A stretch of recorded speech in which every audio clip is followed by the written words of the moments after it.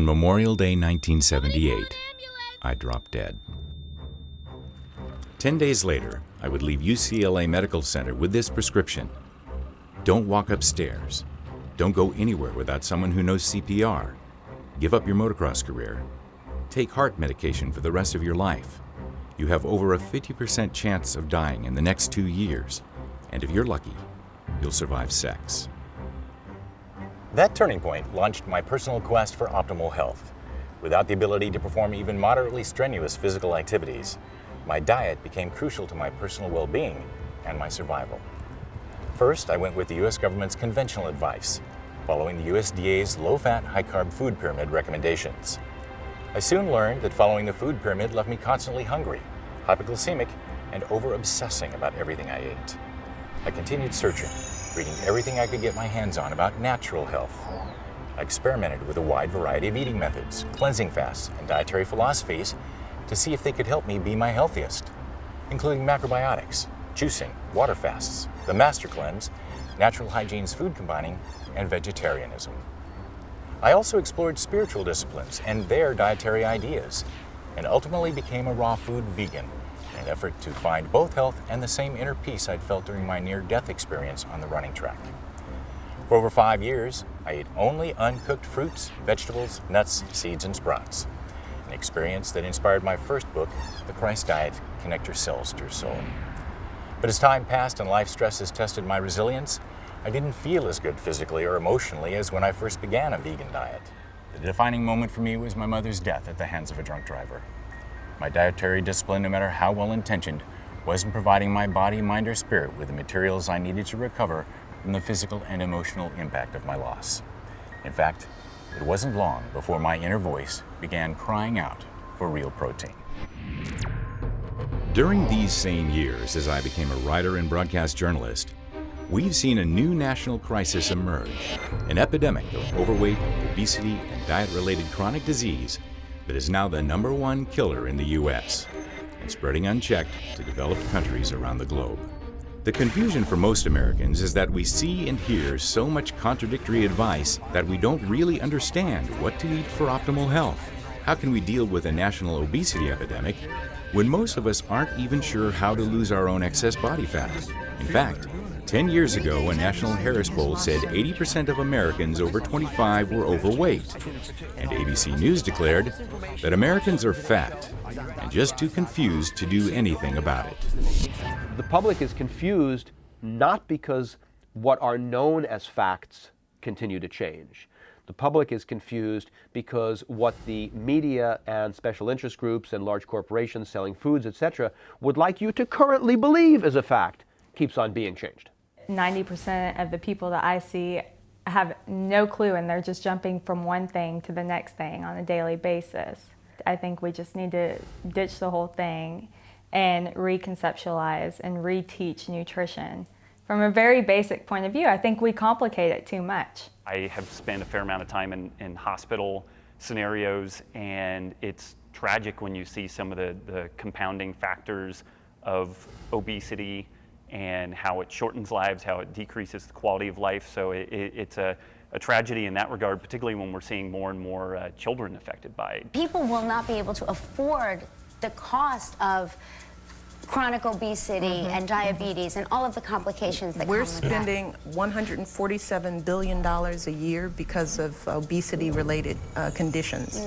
And we've seen the rate increase among kids in all communities. In the African American and Hispanic communities, the numbers are even worse. Add to the mix our new personal media devices, and escaping our uncertainty is made increasingly difficult, because we are surrounded by a never-ending cycle of ever-changing diet recommendations and emotionally charged nutritional beliefs. Everywhere we go, every day of our lives. There are 3 things in life which are very visceral: religion, politics, and nutrition.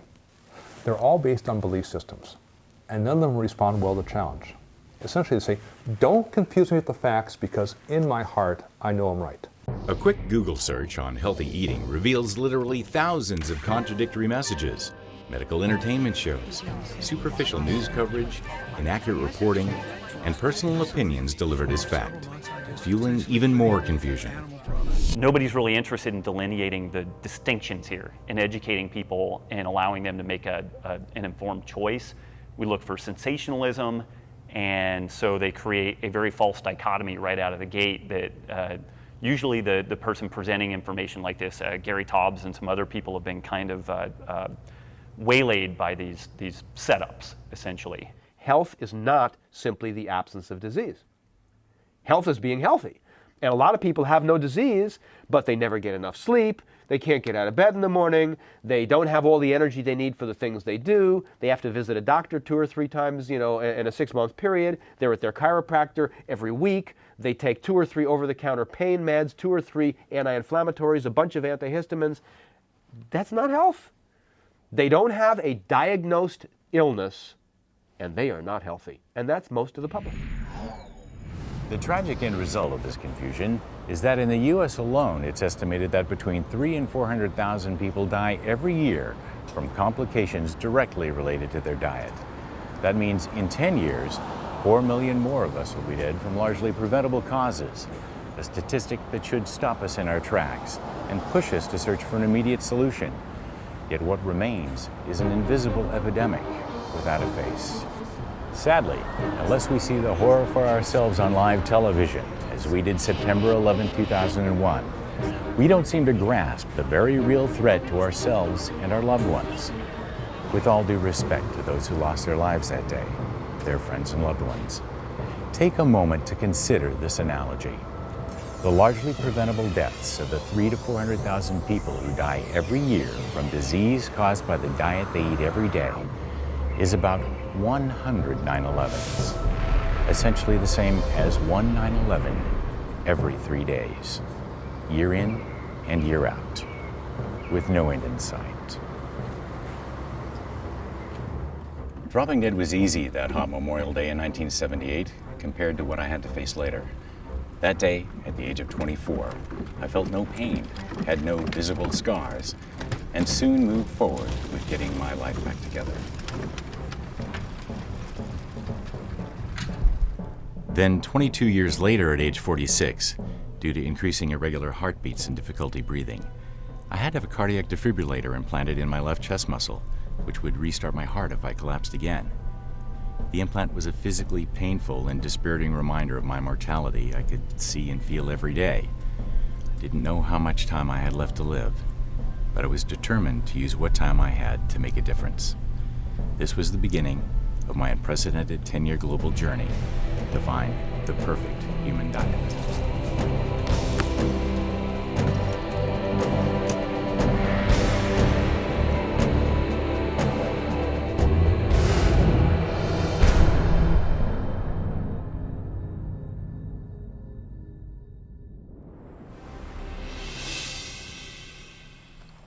Albert Einstein once said, "We can't solve problems with the same kind of thinking we used when we created them."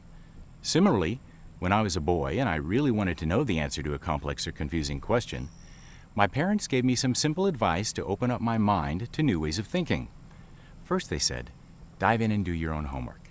Second, be willing to look past conventional thinking for clues and alternative points of view. And finally, don't be afraid to go back and start at the beginning and see where it leads you. Using that model, preparing to search for the perfect human diet required me to do some homework on a few nutritional pioneers that are flying under the radar of conventional dietary thinking. The West Coast repository for one of the largest libraries of books and media dedicated to preserving the works of the nutritional pioneers is the Price-Pottinger Nutrition Foundation in San Diego, California, where I spoke with the foundation board vice president, David Getoff. The foundation is set up to do 2 main things. To archive the works of all the nutrition pioneers, and the other is to promote the information that was derived from all that work, and to have people understand that the ways in which the population of the planet, not of the U.S. or any particular little area, but the planet ate when they were researched by Weston Price, when he traveled around our world, looking at all sorts of different tribal and traditional populations that had not yet been influenced by all of the things that we're all influenced by, because there wasn't anything around them. They were still eating in the traditional methods, that they had very unbelievably extremely good health, that they had a completely different looking face, which some people today might not even like, because we've gotten used to the thin faces that have developed from improper feeding, which is pretty cute actually. It's very interesting. But the jaw structure in the skull was large enough that you didn't have to remove your wisdom teeth because there wasn't room for them. You didn't have to pull 2 or 3 other teeth out for orthodontia and then work on an overbite or underbite. None of those things happened because we were all eating correctly. What I say in classes is generally that the longest running and most comprehensive and the largest number of people in the actual group of research that has ever been done on the human diet is called The History of the World. And so when somebody takes a small research study that went on for 6 months or 10 years, and it seems to show something which Weston Price's research showed the opposite of, then the new research is wrong. Because Weston Price's research was specifically designed to look at tribal populations that had been eating the same diet for many, multiple generations, and that they still had perfect health. Another modern nutritional pioneer flying under the radar of conventional dietary thinking is Professor Karen O'Day, currently of the University of South Australia. About 30 years ago, Professor O'Day conducted a study in Derby, Australia, which illustrated a traditional method of eating's potential to restore health to a population in decline due to dietary changes. Professor O'Day examined a group of Australian Aborigines who had originally grown up in the bush as hunter-gatherers. They knew which foods to pick and gather, they knew how to make weapons to kill kangaroos and dig out wallabies, and knew where and in what season to find both wild game and plants. But as early adults, they became westernized. They moved into small towns and cities and started to eat Western foods. They became fat. They developed health issues like type 2 diabetes and heart disease. So Professor O'Day asked the group, would you be willing to go out to the outback for a 7-week experiment and become hunter-gatherers again? They agreed. She took them out to their traditional country in an isolated location where they lived off the land as hunter-gatherers. Depending on whether the group was on the coast or inland, their diet varied, eating from 54 to 80% animal protein, 13 to 40% fat, and from 5 to 33% wild fibrous carbohydrates. Lo and behold, they lost weight. The insulin resistance, the high blood pressure, the high cholesterol, everything normalized when they reestablished their former traditional lifestyles. All this improvement came in just 7 weeks on a diet predominantly animal in origin, an average of 64% animal-based foods. And interestingly enough, exercise was not a factor in their improvements. Professor O'Day determined that the group was actually less physically active in the bush than in the city. A current test of a traditional method of eating's ability to restore health has been undertaken by Canadian physician Dr. Jay Wortman, who became interested in the relationship between diet and diabetes in the First Nations peoples of Canada. First Nations are one of the Aboriginal peoples in Canada, and they have terrible problems with obesity, metabolic syndrome, and type 2 diabetes. And I think it's got a lot to do with the change, a dramatic change from a traditional diet to a modern diet that is not a very healthy diet. Well, the traditional diet in this part of the world was very low in carbohydrates, and it consisted of game, seafood, all kinds of fish, and some wild edible plants, usually seasonal plants like berries and certain greens that are eaten at certain times of the year, but a diet that's very low in starch and sugar content. And so it got me interested in the modern low carbohydrate diet. So I looked at the research in low carbohydrate diets and found that people who had diabetes or metabolic syndrome or just obesity benefited a lot from being on a modern low carbohydrate diet. So I got interested in that relationship, the traditional diet, the fact that it was low in carbohydrates, the change in that diet, which is a big increase in carbohydrates, and the advent of these diseases. In my travels, I go into a lot of remote communities and meet with people. I started questioning the elders about the diet. Like, what were your traditional foods? And what kinds of foods did you eat? And I started collecting stories, and it became very evident to me that their diet was very low in carbohydrate. Everybody was very interested, and we've selected a community where it looked like it may work and started developing a study there. And it surprised me, actually, in some ways, the enthusiasm, the uptake.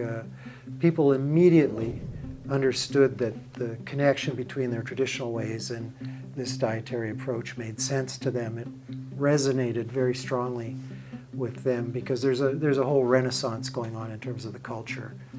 I feel like I'm the guy standing by the train tracks, and I know that the bridge is out down around the corner, and I'm waving at the train saying, "Stop, stop," and they all look at me like I'm crazy.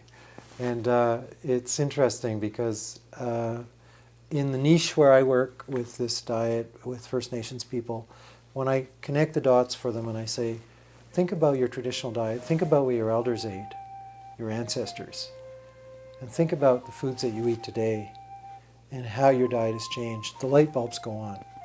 So I find it very rewarding to work in this population because they get it. They get it very quickly, and it makes a lot of sense to them that the diet they're eating today may in fact be the cause of a lot of the health problems they have. So that very strong resonance of this idea in this population gives me hope that we will make a difference with this approach. And if we make a difference here, it's going to be hard for everybody else to ignore. For my next phase of preparation, I began searching for perspectives we are unlikely to hear in the mainstream media's coverage of popular dietary advice, beginning with vegetarianism. Coincidentally, the San Francisco Vegetarian Society's 7th Annual World Vegetarian Festival opened just as I was preparing to start my trip. It seemed like a perfect opportunity to hear the current thinking in the vegetarian and vegan world from both the participants and the movement's professional leaders. How you doing? Reading a documentary called In Search of the Perfect Human Diet. Somebody want to talk to us about your magazine and what you do and why you're here and all that good stuff? It's a perfect fusion of both my passions, vegetarian lifestyle, even a focus on veganism with the whole publishing aspect of a magazine. And you're vegan? I'm vegan, almost lifelong, since I was 2. Really? That's pretty amazing. I've been vegetarian 22 years. I'm just recently vegan though, so I'm vegan now. So we know in America that people aren't eating right. Most people know you're supposed to eat more fruits and vegetables, right? I don't tell people they should eat more fruits and vegetables. I tell people, they say, how many servings of fruits and vegetables? 5 a day, 6 a day, 8 a day? And I say, no, stop counting. Don't add fruits and vegetables to the core of your diet. Make fruits and vegetables the diet. You follow that? Then we can count what things we eat, a couple of this or a couple of that aren't fruits and vegetables. But most of what we eat should be fruits and vegetables, and our diet should be vegetable-based. The mistake that most vegetarians make is they think they need to make up for the lack of dead, decaying flesh in their diet. You don't need to make up for the lack of meat in your diet. You just need to get rid of the meat. Okay? And then you need to get all of your calories from whole natural foods, not from highly processed, heated, beaten, treated, chopped, diced, salted, sugared crap that's being sold at 5 times the cost of whole natural foods, because that's what people want. Tell us why you're here. I am the co-founder and creator of Tasty Eats. So I created soy jerky.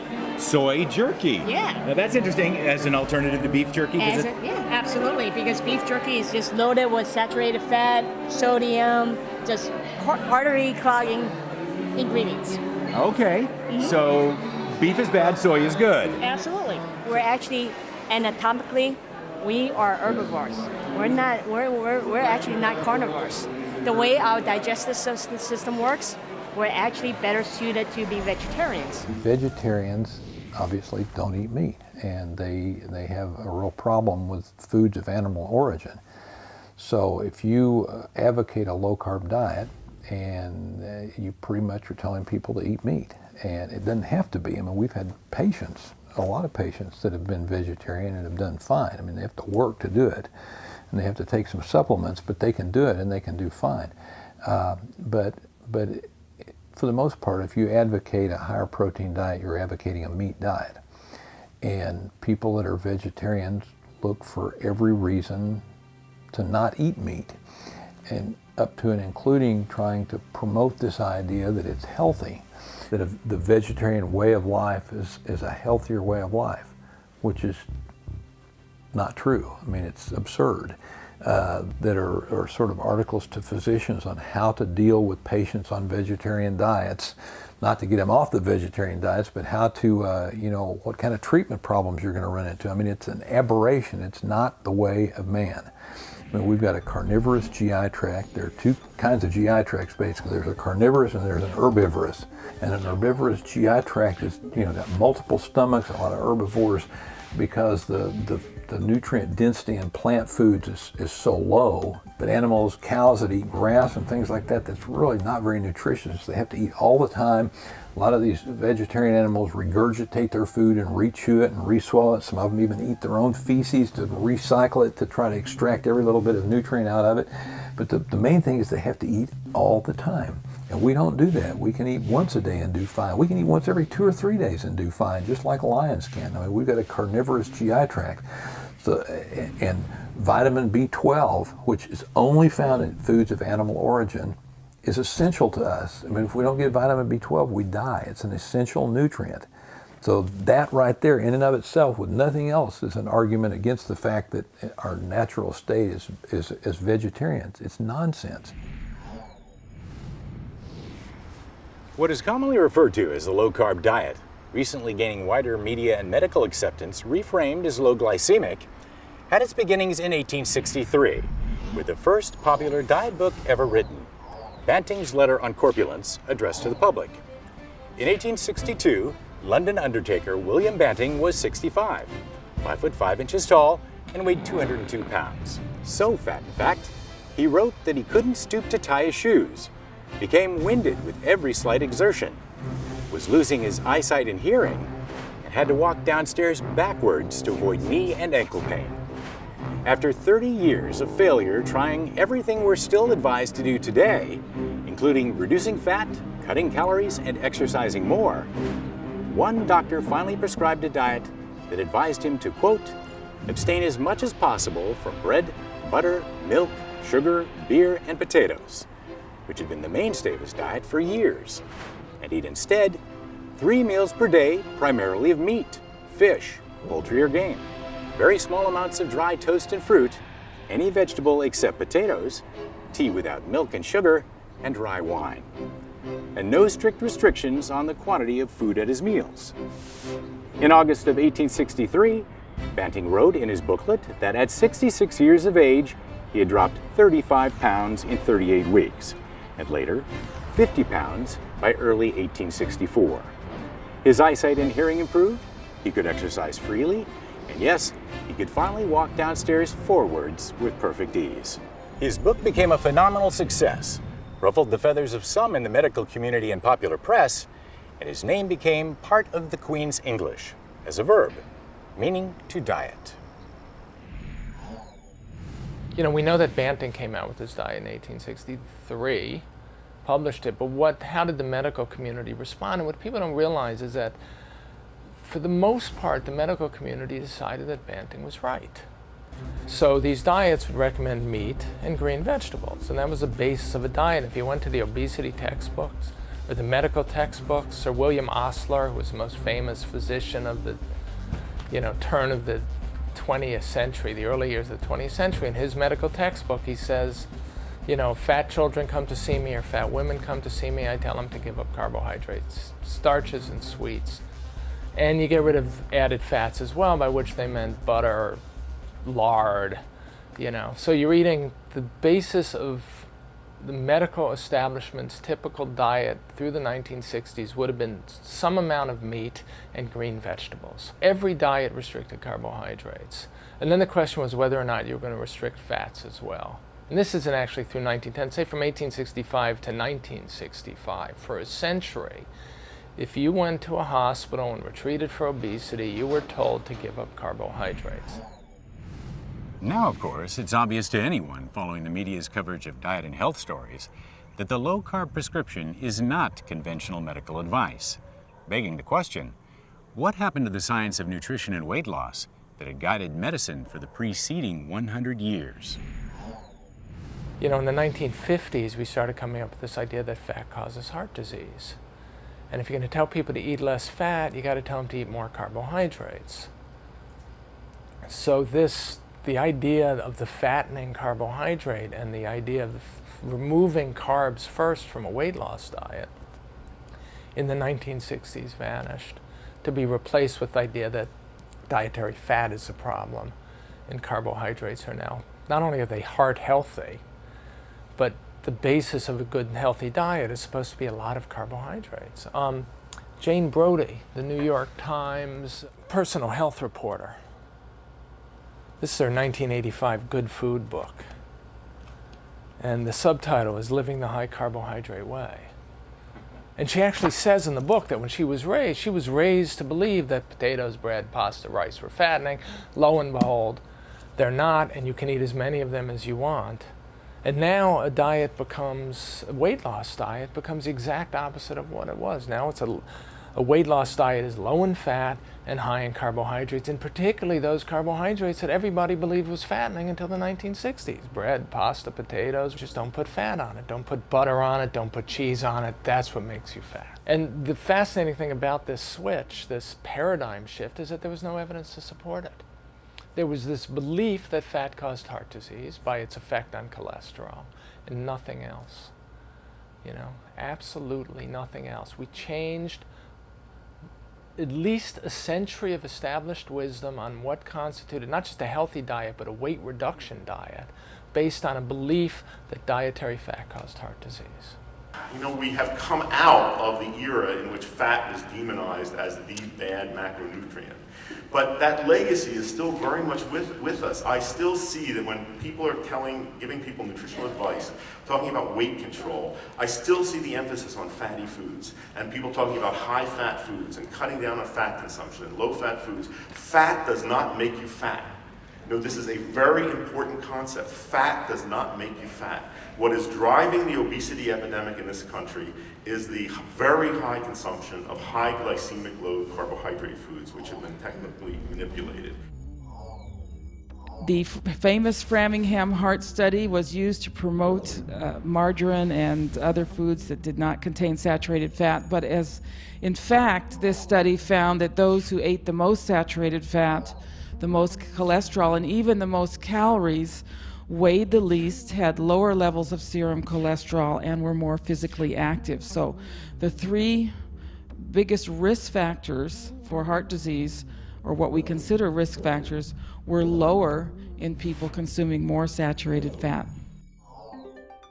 My Food Plate is the new graphical representation of the newly revised 2010 Dietary Guidelines for Americans. The plate replaces the well-known but confusing food pyramid in an effort to simplify the federal government's at-a-glance nutritional guidelines intended to promote health through improved nutrition. Using new, more generalized language, the new guidelines advise us to enjoy our food, but eat less. Eat more vegetables, fruits, whole grains, and fat-free or 1% dairy products. And also to eat less of the foods that are high in saturated fats, sodium, and added sugars. Substantial changes to the actual recommendations made by the new food plate are few, leaving it essentially the same as the old pyramid. But what doesn't get much public attention is the methodology that has been used to create the U.S. Diet Guidelines. The guidelines are based on a report generated every 5 years by a specially selected review panel. The panel members decide what scientific evidence and testimony to include from all that is presented. What the panel chooses will then guide the nation's health policies for at least the next 5 years. I mean, for years, the mainstream has been telling us, academicians, and those are the people that the government always turns to, all the usual suspects when they want to have a conference to decide how to do something. They go after the mainstream, and the mainstream has been wrong nutritionally over the past 20 or 30 years. And so they get the advice from people that give them incorrect advice, and they act on it, and then we all suffer from it. From the start, our dietary recommendations have been based as much on politics as on science.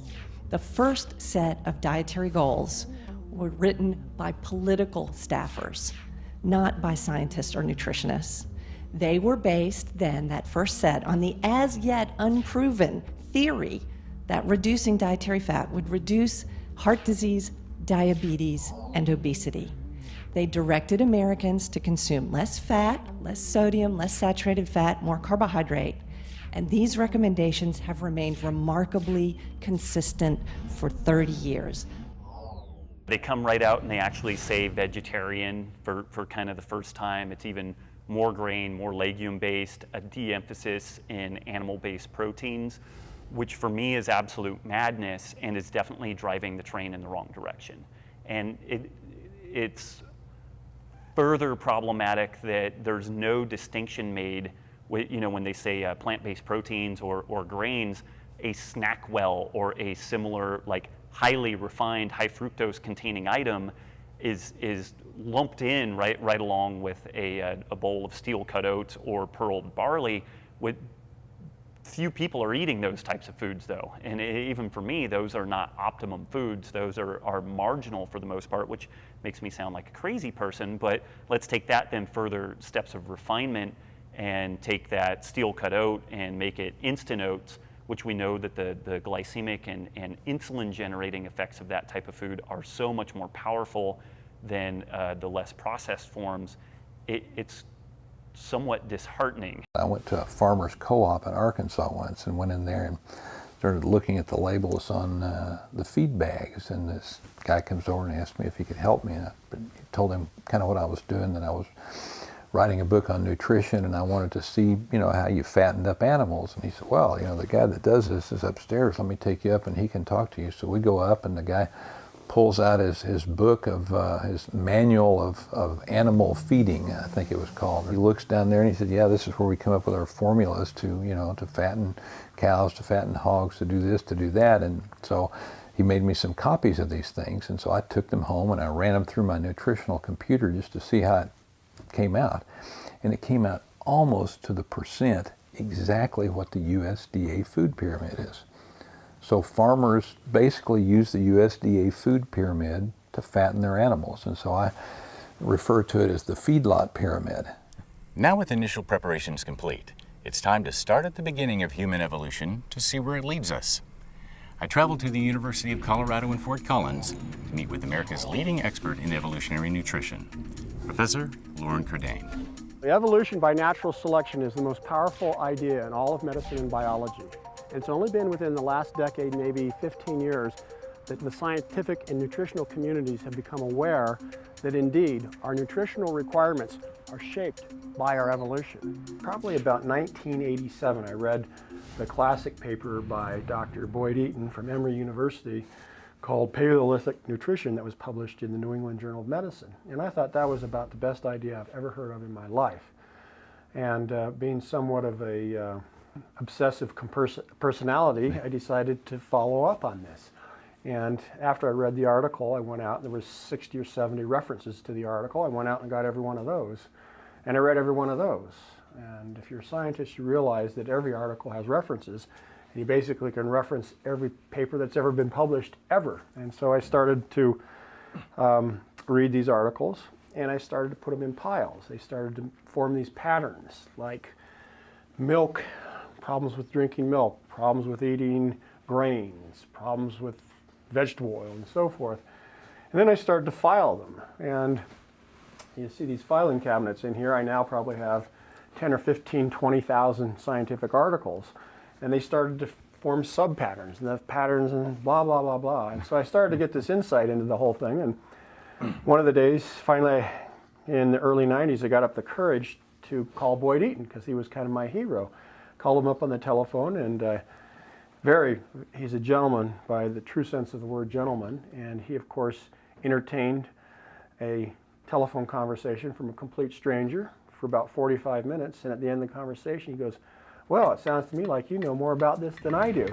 To better illustrate the concept of evolutionary nutrition, Professor Curdain took me down to the football field to give human dietary evolution a sense of scale. 2 million years ago was the very first appearance of a member, one of our ancestors called Homo erectus. And so we believe that this is the first member of the human genus Homo, which means man. And we believe that this is a crucial step in the evolution of the human diet. So this is basically the starting point. And we can go back 500,000 years earlier, and that's when the first stone tools were made.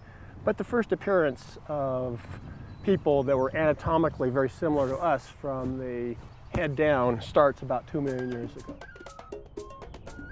Then Homo erectus leaves Africa and crosses into Europe. We find Homo erectus for the first time in a place called Dmanisi. Dmanisi is dated to about 1.7 to 1.8 million years ago. This is the first time we see Homo erectus moving to 40 degrees north latitude. Now, the crucial idea at 40 degrees north latitude is that plant foods are not available all year round. So there's a number of months out of the year when there is nothing to eat but animal foods. After we pick up the fossil record from Dmanisi in Georgia, the Homo erectus spreads throughout the rest of Asia. They go east to a site in China, roughly 1.65 million years ago. They spread all throughout Asia up to about 40 degrees north latitude, but they couldn't crack much higher latitudes than that because they probably hadn't mastered fire by that time. Then we have Homo spreading from southern Europe on into northern Europe, and we can go to Boxgrove in England about 500,000 years ago, between 400,000 and 500,000 years ago, where we can pick up the fossil record there.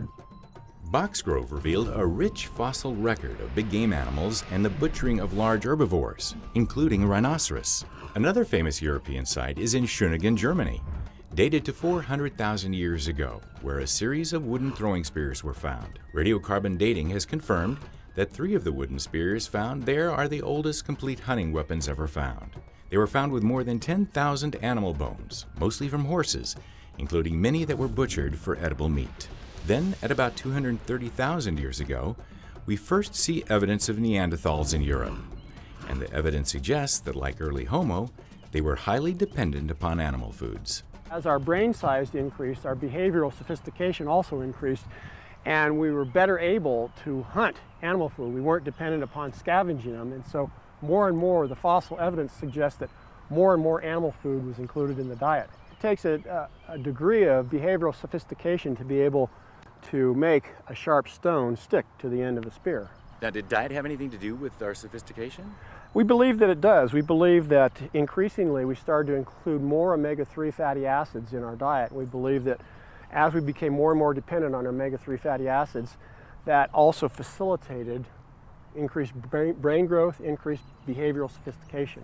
So by following this dietary path here, we were getting smarter and more sophisticated and better able to survive and take care of ourselves. Literally, the evolution of the human brain was dependent upon animal foods. We would not be sitting here speaking to one another had not those guys way back there started to eat animal foods.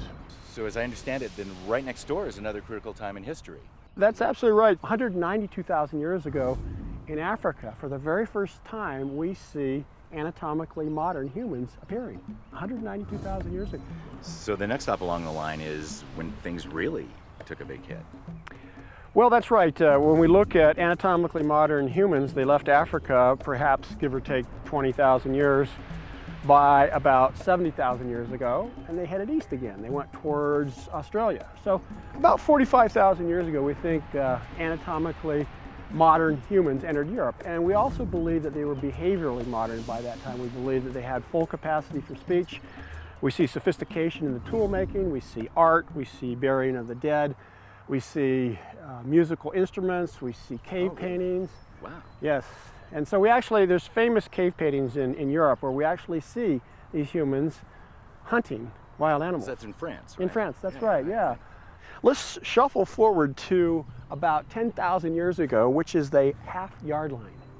The half-yard line? The half-yard line, indeed. That was 10,000 years ago. Now that seems to be historically remote, but on an evolutionary basis, it's a drop in the bucket, isn't it? Let's shuffle on up there. And we look back, and that's a long ways. From that point until here, every human being on the planet ate wild, plant and animal foods that they either hunt or gather. From that point to here, nobody drank milk or ate grain. So for the first time, we see humans eating dairy and wheat, and then there was another big change with that, right? That's right. With the Industrial Revolution, we started to include refined sugars, refined grains, and mixtures of these refined sugars, refined grains, refined oils. We call them processed foods. These are the ubiquitous foods in the typical American diet that comprise more than 70% of the average calories in the American diet. Right now? Right now. 70% of everything that we eat stems from the industrial period, essentially. The industrial period forward. And actually, processed foods really didn't get going until about 1900, 1920. So let's go down to that point here on our evolutionary time scale, and let me point down here to this. If we take a look at the last fifth of the last inch, we're talking right in front of your fingernail. Right in front of my fingernail. The last fifth of the last inch of this entire evolutionary time scale, that's when humanity started to generally eat processed foods. Now tell me, my God, when you look back at that distance to here, is it any wonder that we are having trouble with our diet? We are so far off base from what we are genetically programmed to eat. The second leg of our search takes us to New York City, first to meet with the American Museum of Natural History's Gary J. Sawyer, physical anthropologist. Sawyer specializes in the forensic reconstruction of our extinct relatives based on the most up-to-date evidence of where and how our ancestors lived. We do not know how to eat properly. We feed ourselves, but we fail to give ourselves the proper nutrition. And after a while, it becomes cumulative, and that's when we start developing degenerative diseases. I'd like to welcome to the Hall of Human Origins. We're going to take a big leap in time now into what we call the very early Paleolithic. If you'll follow me over this way, okay. I'll be able to explain to you. Great. We're now 2 million years into the past. What I'd like to point out is the environment where these people lived. All open grassland, what we call savanna. There's trees in the background, but it's very open, very dangerous territory for them. So when we hear that the earliest modern humans came from Africa and came from the savanna, this is a representation of that? This is an excellent representation. What I'd like now to do is show you something. All right, this is a fossilized skull, approximately 2 million years old, in excellent condition. To find a specimen like this, so perfectly preserved. These people were now becoming more and more meat eaters, and we feel that this had a great deal to do with expansion of the brain. Our bodies evolved the way they are now quickly. Our brain, however, took a while to catch up. However, with a high protein diet, as what they had, that was the secret for encephalating our brain and for the greater intelligence that we have today. Does that mean growing our brain? Getting more? Yes, it does. It okay. does. Yeah, they would actually crack open the skulls of these animals and actually get the brain tissue out, which is high in cholesterol, break open the long bones, and get the marrow out and eat that. So already early fossil humans were consuming meat. Right, okay. and that made a big difference in our evolution and how our brains developed. We believe it made all the difference in our evolution. If we had stayed as vegetarians, in all probability, I wouldn't be speaking to you on this particular high level of intellect. This is a diorama that features anatomically modern humans, just like you and I, albeit very primitive. If you look at the background, they're living in a tundra environment, but they've already constructed a house, a very interesting house made of mammoth bones. It's all mammoth bones? It's all mammoth bones, correct. These are what we call anatomically modern humans, just like you and I, identical in all respects, same form of intelligence, everything. However, they're still living in the Paleolithic, which means that their diet, so to speak, is lean meat, any form of vegetation they could get, fruits, berries, nuts, fish, okay? Everything is coming from a world that was pristine. as opposed to a world today that is highly polluted, okay? The humans here are modern like you and I. They are clothed. We know that they use needles to sew their clothing. They're actually burying some meat right here. Oh, right there. Right there they are, right? So their refrigeration system. Their refrigeration system. Okay, so they're advancing considerably, okay? They're still what we call in the Stone Age. They're still making their tools of stone and bone. No metal exists before this. Okay. So we're roughly dealing with a period maybe 30, 40,000 years BP before the present, all right? Okay. Just before a big change would start taking place in human evolution. A change we call a dietary change. So this is just before the beginning of agriculture, just before the big switch over in a different phase of human evolution. Right. And this was nutritionally superior, this kind of diet. This represents the pre-agricultural age. After that, we start to decline. Things change. Things change. The foods that were available to them in nature is what helped move evolution forward, right? We believe so, definitely. You know, it was a struggle. It was a struggle. It was survival of the fittest. And today, we are it. We're the end product of that long survival. Also located in New York is the Wenner-Gren Foundation for Anthropological Research. We support significant and innovative research into humanity's biological and cultural origins, development, and variation. Evolutionary anthropologist and president of the foundation, Leslie Aiello's research focuses on the evolution of human adaptation, including evolution of diet, the brain, language, and cognition. What we call the ideal human diet depends on what we call human, because we've had 7 million years of human evolution. That being defined as the time that we separated from our closest living ancestors, the chimpanzees. But throughout that 7 million years, we weren't human as we would define it today. And for probably 5 million years throughout that time period, if we saw one of these ancestors on the street, we'd recognize them as an ape standing on 2 legs. And their diet was correspondingly different. It wasn't identical to modern apes. But what we think is they were subsisting primarily on vegetable materials, fruits, leaves, that type of thing, supplementing, of course, with a bit of animal material. But at about 2 million years ago, we think the change really happened. And at this time, our ancestors, we call them Homo erectus, were radically different in body form. They were about 50% again as big as these earlier ancestors. And if you saw them on the street, they would look more like us.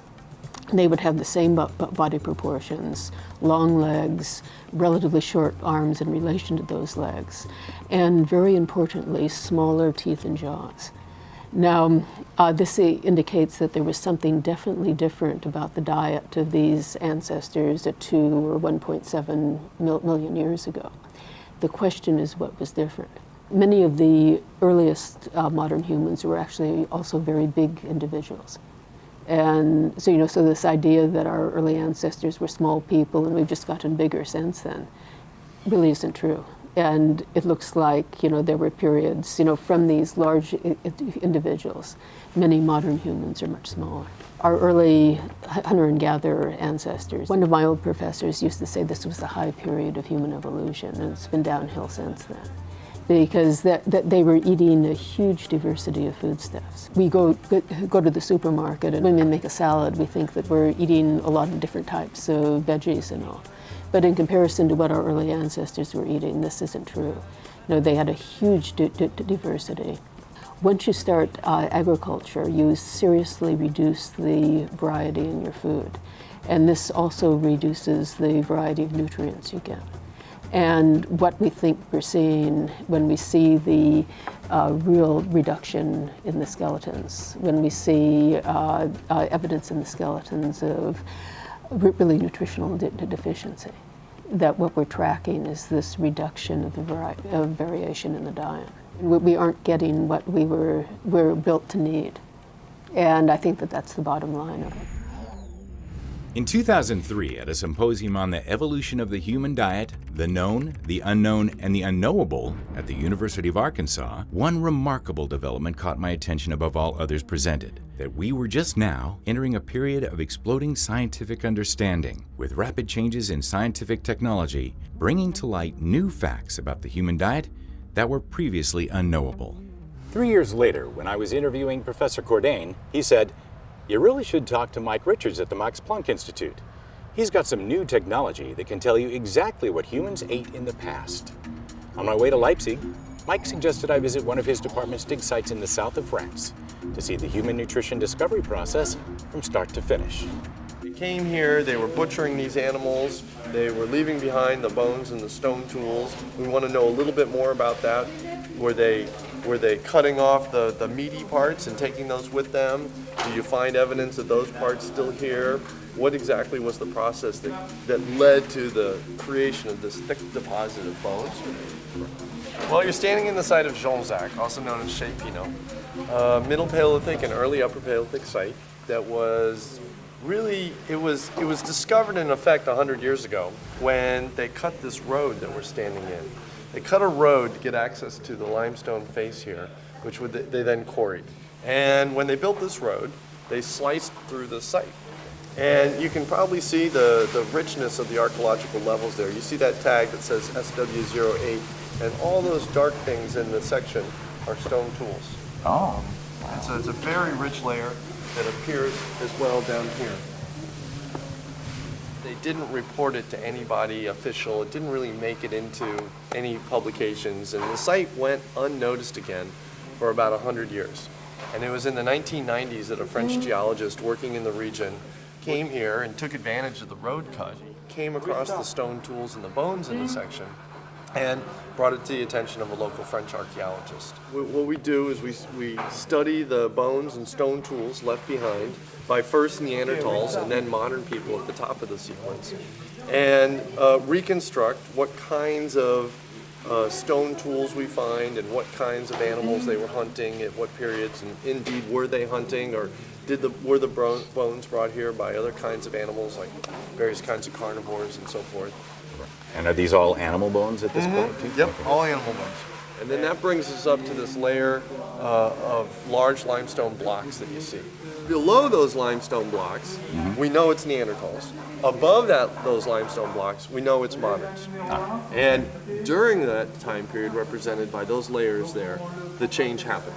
And then what happened when those two groups met each other? Did they indeed meet? What was that interaction like? And here you would have had hundreds of thousands of years of Neanderthals living here, well adapted to this region, doing perfectly well, probably. And then in come these modern individuals. How did they react? What exactly happened? Well, and thus far, when it comes down to diet, can you tell from, besides the reindeer, obviously the animals that were here, can you tell us what they ate? Well, the evidence, for the most part, is going to come from the bones, because that's what's preserved. You have a large team here of individuals studying the fauna, and they can tell you a little bit more in detail about the kinds of things they're finding. That they're finding down there. We have found a lot of reindeer during the excavation, and as you can see, long bone of reindeer, and we've got a scapula of reindeer there, just there, and a lot of rib. Is the preference for reindeer because reindeer was the animal that was here, or do we have a lot of reindeer because they really wanted reindeer and there were horse and bison around, but they ignored those? Those are the kinds of questions. More selective. Exactly. Is there anywhere in this layering that you said Neanderthals completely disappeared? You don't find Neanderthals after that layer of roof fall. Moderns came in. So modern humans more like us? Yes, exactly like us. Exactly like us. They were modern humans. They had a brain that was organized, as far as we can tell, like ours. So you have to imagine these Neanderthals being extremely capable hunters, extremely capable at surviving in this environment. They were very intelligent, bipedal hominins, successfully adapting to this region, but yet at the same time, not quite us. Not quite. To me, that's what makes them so interesting. we want to really understand if those Neanderthals were encountering anatomically modern humans, because we want to understand if they interact with each other. Because right after that, they disappeared. And of course, one of the big questions is why did they disappear? And what happened when they disappeared? It's certainly one of the bigger questions is, I mean, it's kind of fun Why to are we imagine. here and they're not here? Yeah, exactly. Yeah, that exactly. kind of thing. What happened? What happened exactly that our species is the one that was left standing? Would you say, based on the archaeological evidence, that they were healthy compared to humans today? Well, fortunately they were healthy, because we would not be here if they were not healthy. All of the fossils excavated at the dig are taken a few miles away to a field lab where they are identified, bagged, labeled, and logged prior to being taken back to the Department of Human Evolution's laboratories in Leipzig, Germany. Department Director Jean-Jacques Blanc spoke with me more specifically about what the Institute's research has discovered about early modern humans' health. Well, if it looks like Neanderthal and modern humans evolved as hunter-gatherers, were we healthy then, and were we healthier than now?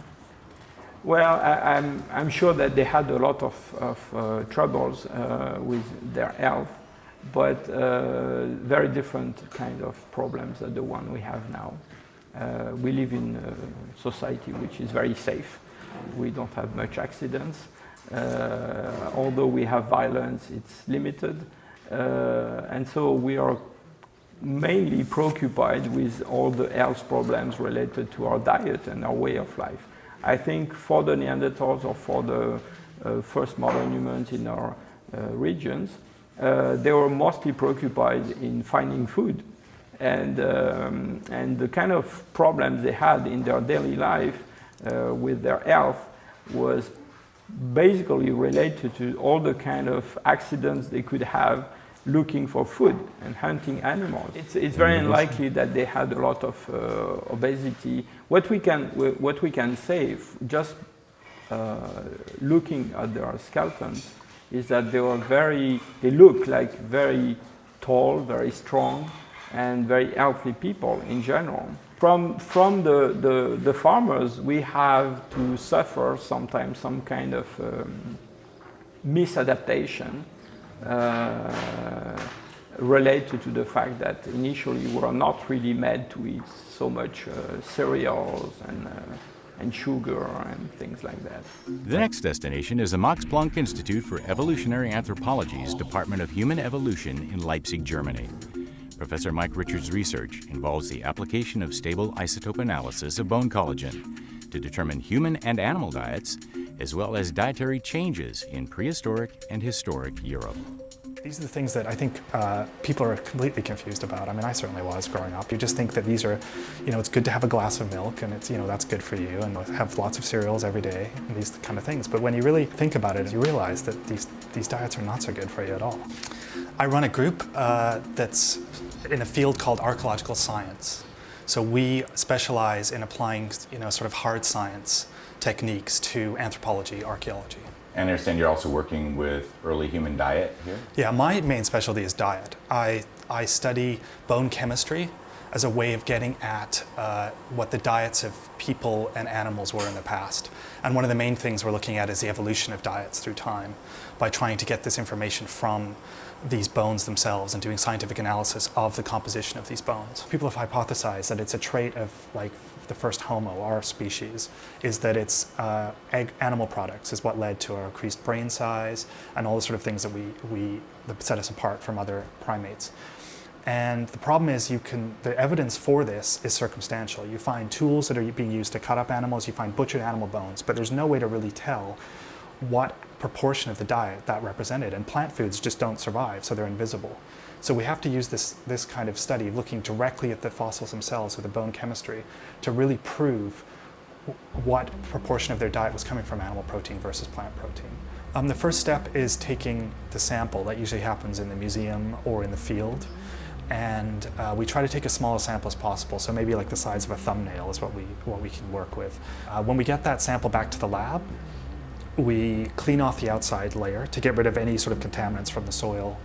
Then we take that bone and we put it in hydrochloric acid, and that dissolves away most of the bone, because most of bone is mineral, and that's where these contaminations from the soil will come in. So we want to get rid of that entirely, and it leaves this protein.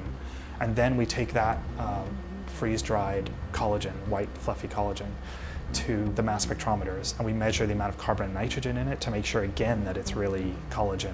And then we measure the isotope ratios.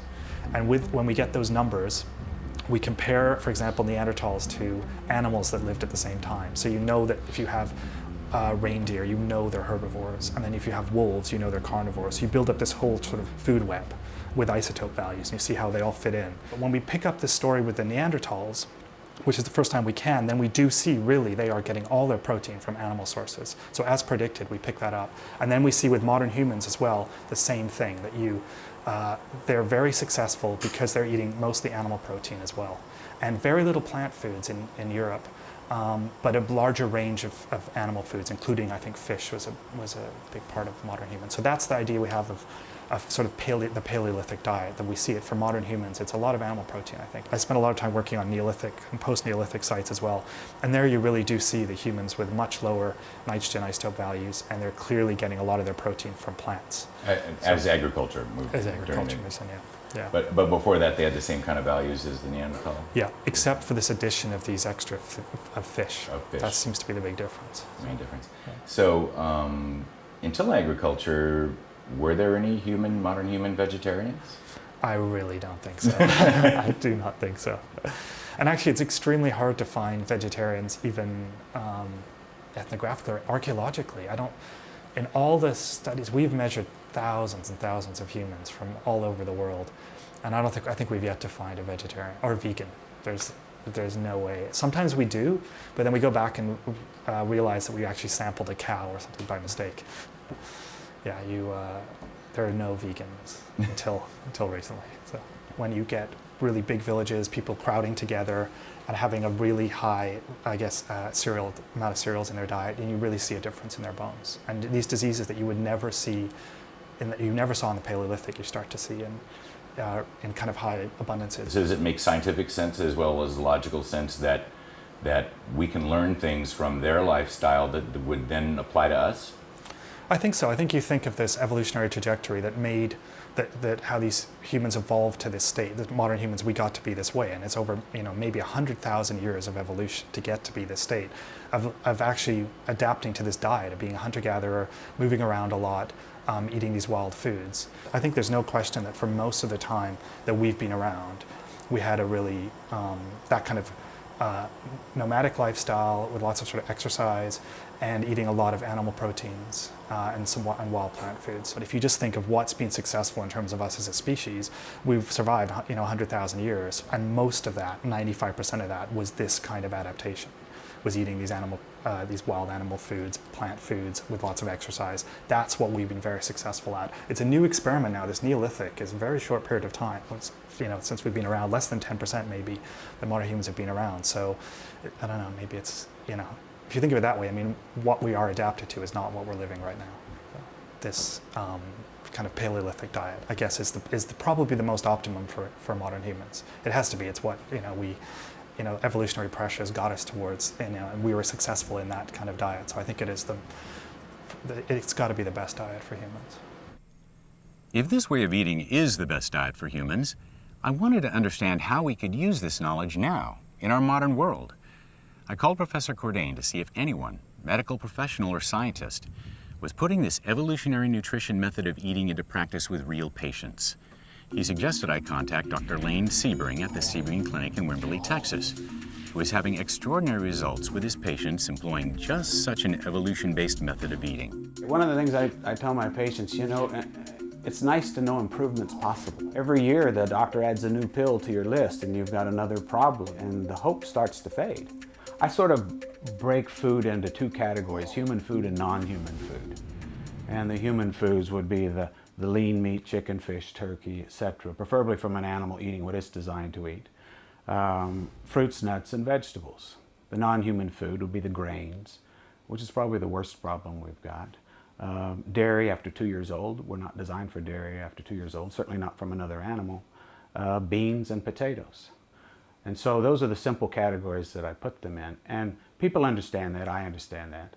And it helps me to make choices. Grains cause us to lose height. They cause a narrowing of the sphenoid bone here. Our bones aren't strong enough to support the full weight, and buttress the skull, and so this is narrowed. This bone now is narrowed down, and so we have smaller brains as a result of eating grains. We have more scrunched up noses we can't breathe through, and we have a jaw that can't hold a full complement of teeth, and so we get overlapping teeth, or we have no room for our wisdom teeth, and that's common to all civilized groups on the planet. Because they eat grains, and that happened when that began, and that follows the introduction of grains into the diet. They bring in gluten, they bring in yeast, they cause a chronic inflammatory state of the gut. And as a big initiator of almost all our chronic inflammatory diseases, autoimmune diseases, rheumatoid arthritis, virtually absent in the archaeologic record prior to the institution of grains into the diet. I tried to get patients to realize what they need to do is to think about protein as time-released glucose, okay? You think about protein, the liver can take protein and turn it into glucose in a time-release fashion. Work harder, makes more, okay? That's how we're truly designed. How beautiful is that? So you got steady energy all day long. But if you eat a bunch of carbohydrates, then the insulin level goes up and insulin goes to the liver and shuts off the conversion of protein into glucose. So now, if you had a steak for breakfast, you can't get to it for energy, you see? And so your sugars are going to start crashing pretty soon. And at that point, the only way to get it back up is either to rest a little bit, and you can sort of stuff more protein in, and that'll bring it up. But a lot of times at that point, they're craving carbs. They want something quick, they want it now. And they don't feel good. Each meal should start with a major source of protein. Surround that with all the vegetables you want. And then in between meals, if you want some fruits and nuts, or maybe even with the meal, you can do that as well. Like I like to throw nuts in a big green salad. You know, sometimes fruit in there as well. And if you need those two work, the fruits and nuts work great for snacks. Doctor, here we are at Brookshire Brothers Supermarket, local Right. supermarket here in town. Right. And most people shop in a regular supermarket, and you know they want to really know and understand what they should buy and what they shouldn't buy when they go shopping. So how about we go inside and you show us what to do?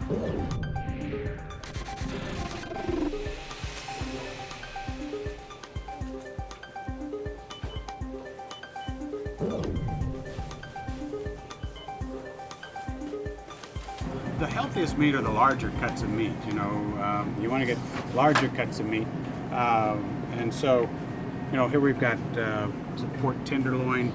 Here's some more of my favorite here: sirloin steak. Looking for, here we go, some rib eyes. Let's get some distinctions here, because a lot of people that are on the run or whatnot, they'll get frozen vegetables or canned vegetables, and they don't feel like they have time for fresh. Is it any good for us? Well, between the frozen and the canned, the frozen is much better for you. It's not, they often add some salt, but here's some collard greens, etc. But these are frozen. They're usually quick frozen, and so maintain their freshness. In some cases, the frozen can be even better than old, fresh, that's been laying around for a while, because this sort of, for the most part, can stop any sort of decline by freezing. The romaine lettuce is much better for you than the iceberg lettuce. Has a lot more in it. It's just a lot more nutritional value. A lot more nutritional value in it. The color tells you an awful lot. The more color it's got, the better it is for you. Unfortunately, sometimes you have to be careful because there's an awful lot of pesticides used in red bell peppers and strawberries and a few things like that, because they have to do that if they're not going to be grown organically. Here we've got some beautiful fruit. Each one of these is going to be loaded with nutrients. It's really hard to overdo this. If you're diabetic, you need to be careful not having too much fruit. But Right, because one of these a day. There's still a lot of fruit sugar in fruit. There is, right, fructose. And fructose can do some bad things to you in high amounts. Right. Especially if you're diabetic. Exercise undoes that damage, by the way, and that's another lecture. But this is an excellent source of, especially of energy through the day. You know, eat half an apple in between a meal. It's great. You know, and then eat the other half later. Or an orange. It doesn't really matter. You should eat the orange and not the orange juice. Orange juice can be way too much sugar. people hear a lot of times whole grain oatmeal. Whole grains have problems, nutritional problems, that the refined grains don't. So you can't win either way. Oh, they have their own set of problems. Their own set of The problems. whole grain thing that's coming up now actually creates It's a a new gimmick. set. Oh. It's a gimmick. Okay. They're touting whole grain. Sounds kind of like wholesome. They have hearts on there, right? Healthy for your heart. Right. That's what and that's what we're led to believe. But it's marketing. So what are the new problems that you get if you have a whole grain? Well, again, it holds a lot of the minerals in the gut. You can't absorb those. Okay. It blocks the absorption of a lot of the nutrients we need. So it actually raises your appetite and increases your need for a good multiple vitamin that you should take separate from the whole grains. You take a multiple vitamin with minerals and you've got a bunch of grains that go with that, you're not going to get any of it. Okay, so you were giving me that top list of things to avoid, and that included bread, the staple of American life. Right. Pretty much. It's what unfortunately, it's not good for us. Okay. If we don't change some things, we're not going to fix this problem. So here's a white bread. There's not much in here that's good for you at all. It blocks the absorption of nutrients. It promotes osteoporosis, etc. It's sugar. 2 slices of French bread, a 1/4 cup of sugar, and a medium baked potato are virtually identical. Oh, okay. So 2 pieces of French bread are the same as a 1/4 cup of sugar. Exactly. Baked potato, same as a 1/4. Some cup of people, sugar. the sugar goes up faster with the bread than it does with the 1/4 cup of sugar. Really? Yes. Now that's interesting. Yeah. So Not everyone, but most people, but some people. So- And here we've got. Oatmeal bread. Yeah. This is There you go. This is supposed to be good for us, but it's not. This actually has problems that this one doesn't have. Okay. It actually holds more of the minerals into the gut from being absorbed than this one does. Because it's got the whole grain. It's got the in whole there, thing in so- there, and those molecules bind up a lot of our minerals that we need. So this whole grain push that's going on now, kind of coming out of against the low carb thing. That's They're right. saying, "Oh, this is much healthier for you." It's not. It's just not accurate. It's a marketing strategy, much like selling us on soy.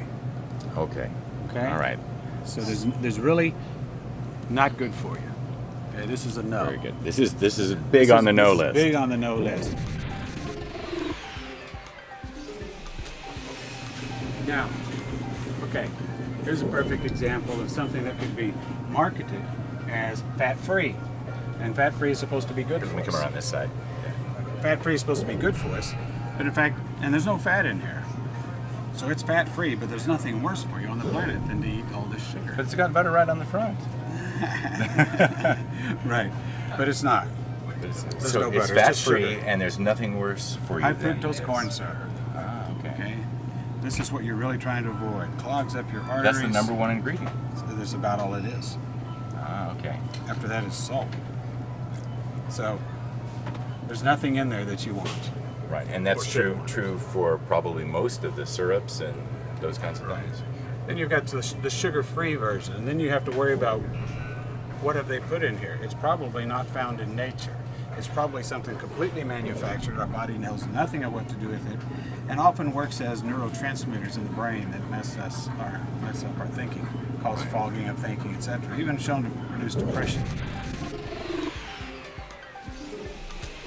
Here's something off the shelf. Look at this.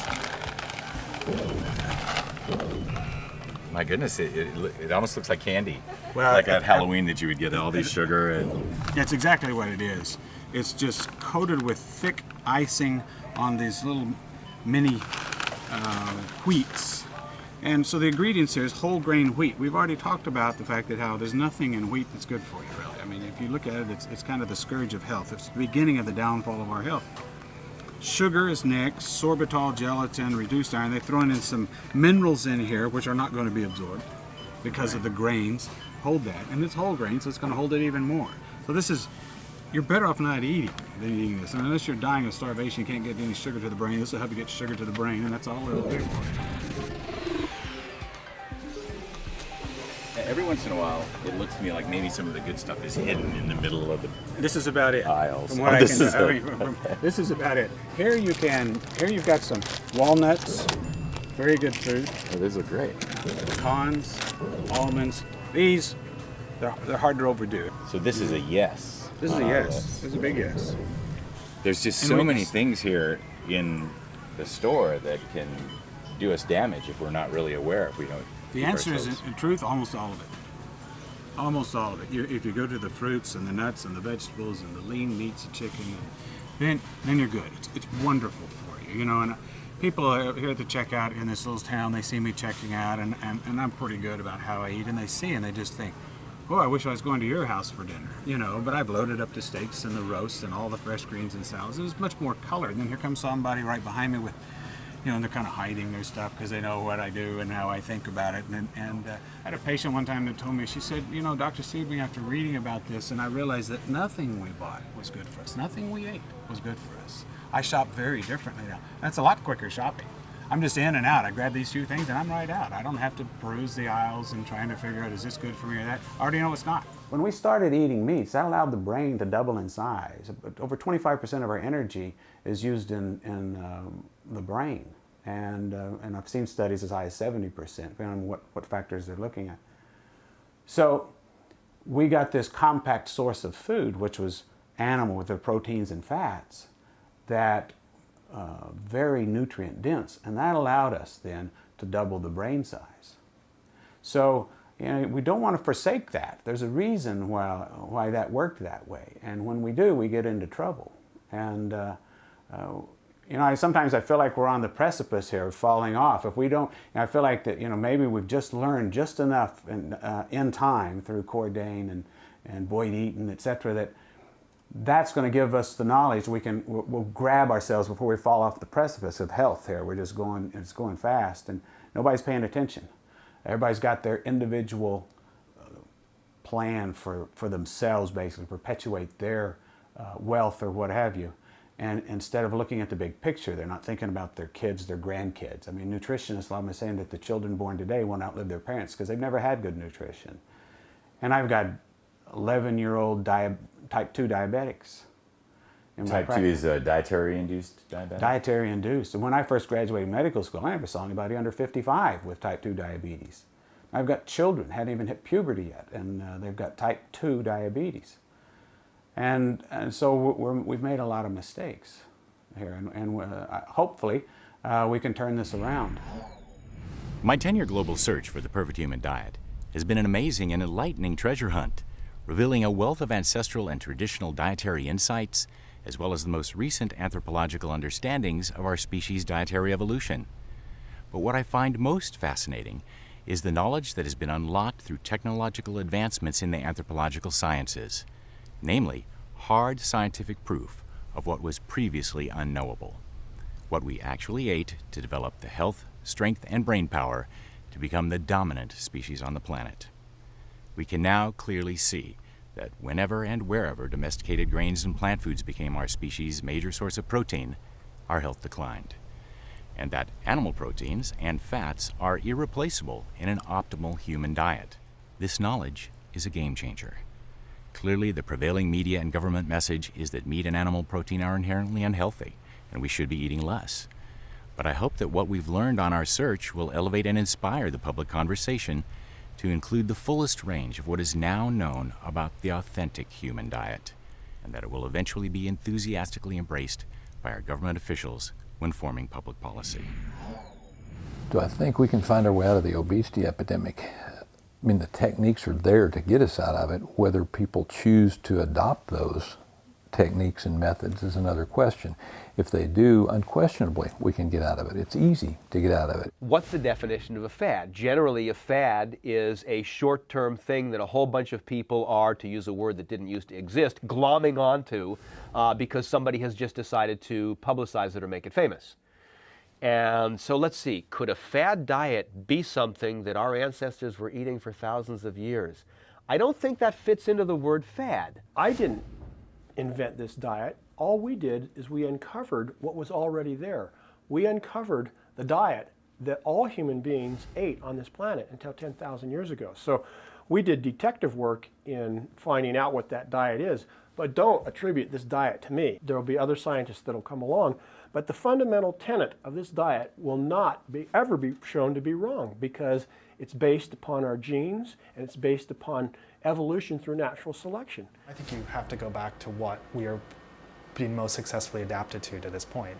So I think the processed, the refined sugars, you've got to get rid of those. I think you have to have more exercise. That has to be built in. I mean, our Paleolithic humans were moving around all the time. There's a lot of exercise. I think meat eating is important, and processing food, like cooking meat and all those kind of things, it's the big, what separates us as a primate from the other primates, I think. We have the same biology that our ancestors did, and that biology is oriented toward the lifestyle, including the diet, that they enjoyed at that time.